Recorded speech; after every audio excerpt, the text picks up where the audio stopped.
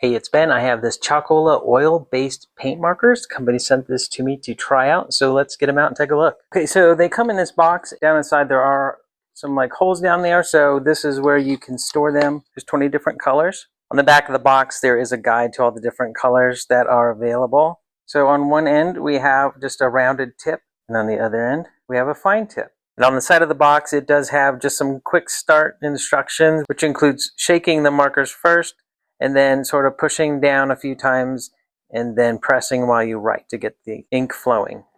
If it doesn't pop back out, it might start leaking. So now it's dripped around, but let's try it.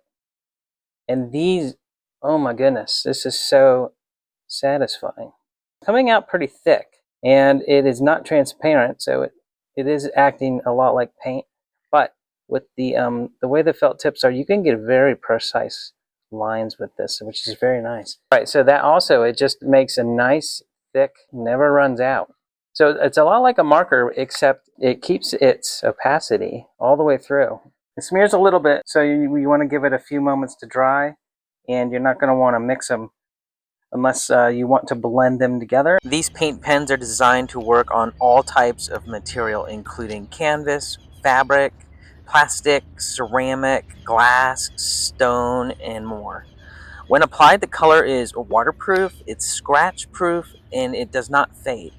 It's very versatile, great for many crafting and even practical uses. The colors are bright and bold, and the two felt tip options, as well as the size of the pens, they just give you a nice control and a good feel of your writing and the drawing. I hope this helps. Thanks a lot for watching.